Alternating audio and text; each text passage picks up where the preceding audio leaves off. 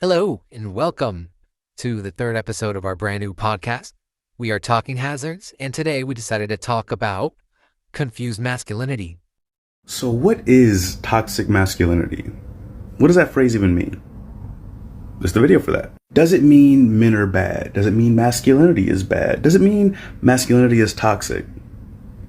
No. Masculinity is just the traits, characteristics, beliefs, behaviors that we attribute to being like men. It's stuff that men do. Toxic masculinity is just toxic traits, beliefs, behaviors, expectations that we attribute to being like men. And when I'm saying toxic, I just mean physically, mentally, or emotionally harmful. So if you were to say being determined is a masculine trait, or being confident is a masculine trait, sure. I feel like many men are confused about what masculinity actually means and have taken it at levels of toxicity, which have now become the norm for the society. Many men believe that it's masculine to mask their emotions rather than face them and be vulnerable to somebody. I think a lot of men find it easier to bottle up their emotion without thinking about the possible backlash it could have on their entire personality. Society says that's what you should do as a man. Just keep it pushing. Don't let anybody know what you're going through on the inside. Feelings are for wimps, right? That I used to be a kid who kept everything inside and kept the mask on that I was happy until I started seeing that I was taking my frustration out on people that really cared about me and continued to act nice to the people who couldn't care less. It happens every time when a man feels like they can't open up with anybody. All that pressure builds up and it crumples and twists you up on the inside, and it starts to show when a man just can't hold it anymore. A man needs a chance to be vulnerable to somebody, to listen and feel what they're saying.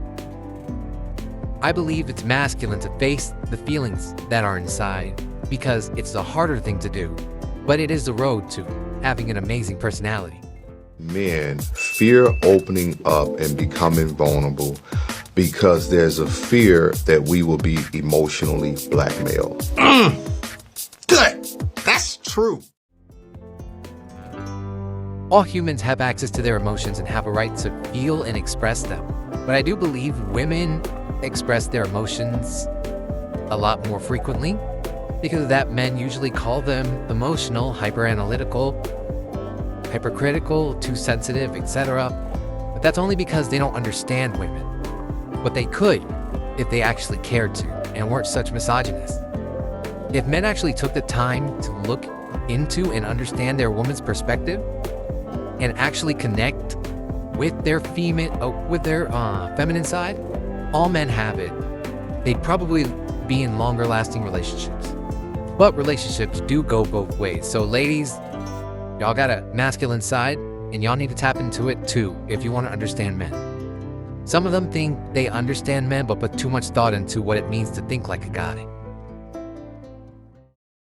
Masculine doesn't mean 6'5", big, fighting everyone. The idea of toxic masculinity can't actually exist because masculinity in and of itself is not toxic. It's the opposite of toxic. It's noble, it's stoic, it's strong, it's a pillar for the family. It's the most beautiful thing that needs to be celebrated, encouraged, and implemented back into our boys, into society. Being masculine too, it's being in tune with your feelings and not running away, taking charge, being a man, stepping up. A masculine man could describe as like a rock. His emotions are so solid that nothing can move it. My definition is a man who knows how to love, most importantly himself. He knows how to control his emotions and not just bottle them up. Having an outlet is important for him to keep moving in life or else he'll go insane. Being vulnerable is really important, just as important as having someone who's willing to listen and understand. That person could be a loved one, a follower, or a therapist, or just some compassionate stranger. He just really needs that support system, and an honest one, not the ones that just nod their head and act like they agree. No, they need to be willing to call the man out when he flies off the handle. The man needs to be able to carry his own weight with no issue at all, and not be such a burden on others, and be able to help people who he loves and cares about that are struggling. But when it gets to be too much, because at some point it will, because that's life. Those loved ones will be willing to help him in his struggle. Some of them won't, but that just means that they never cared that much in the first place. Lazy. All human beings are lazy, but women have a higher proclivity to be lazy. What I mean by that is lazy when it comes to creating resources. Women are here to create children, not create excess resources. The man's job is to create excess resources for a family. That's why when a man makes money, he says, oh wow, this is awesome. Like a family can be dependent upon me. That's why we go out and build and create the beautiful world that we have now. Women, on the other hand, when they make money, what do they say? I'm independent. Of who? A man. Women are. You want a woman to depend on you for? To provide. Provide what? Emotional support. Emotional, okay. Emotional protection. Emotional. You just say all women are stupid. Half the time you're talking about women are stupid. You don't respect them. How the f*** can we depend on you for anything emotional? Tell me. Do you want me to answer the question, or do you want to argue? Go. Because this is one of the problems Go. of independent woman. Tell me. Tell me. You heard trauma out on the table and expect somebody to let him go. Go ahead. You help a woman get through life. A woman needs a man to help lead her. Give me an example of how you would help me get through life. There you go. By listening to you. Whoa! You know what? Myself, bro. It's annoying to me. They're just capitalizing off the generalizations, and people actually believe them because they've been through similar things, giving a bad name to all kinds of men and women who have nothing to do with these stereotypes. And that's partly the reason why dating absolutely sucks these days.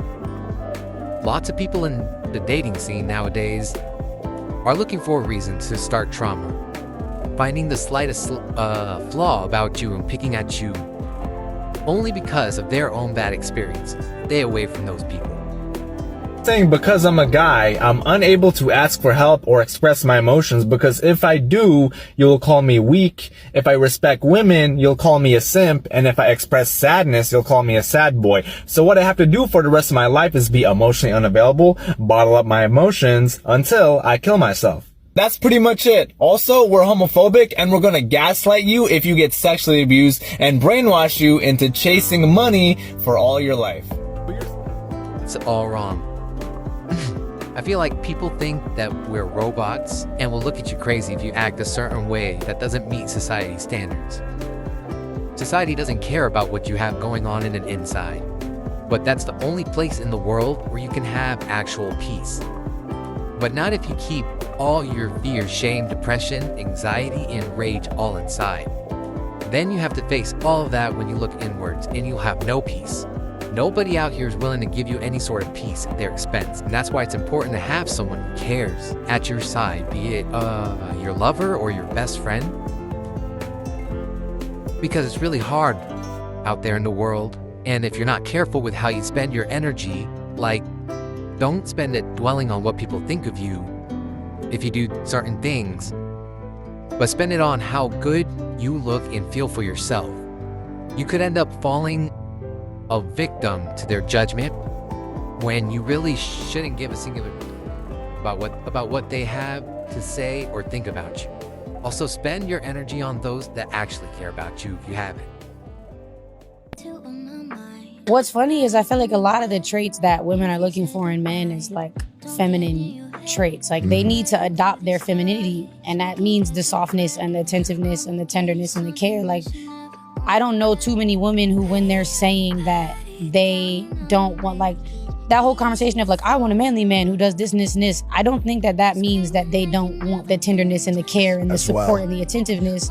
They might be talking about some like sexual power, sexual presence, or like fucking, you might beat somebody up if they talk to you crazy in the street. Like that, maybe that's what they're talking about. But I think a lot of men like cancel that part of themselves out to like honor the other side. I believe all humans have both a masculine and feminine side, male or female. To understand each other, we must first break our mental hold of masculinity and femininity, depending on who you are. Only then can we see masculinity and femininity at a different, but ultimately better angle. If not, people will just go by what they think masculinity and femininity is best, based on their experiences of a man or woman dealing with the opposite sex.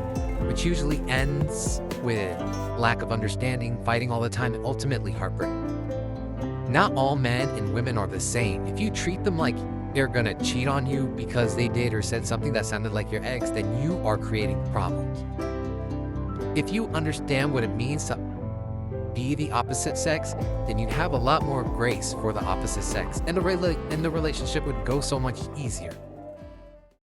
Oftentimes we feel invalidated, right? It's always like the women's feelings and all this stuff, but we as society, we have to really be cognizant of how men feel, because a lot of times we just like focus on how the woman feels, and we're not really empathetic about how a man feels, because we think about like masculinity and like how a man is just like very macho and confident, and he doesn't need that much empathy, he doesn't need that much care. So I often felt like with some of my exes, I would be kind of giving them a lot of encouragement, and when I would be giving them a lot of encouragement, then they would kind of go like, oh, you're not giving me encouragement and stuff like that. And I'm just thinking, shit, I've given her all this encouragement, but she hasn't given me any, and my encouragement to her is still not enough.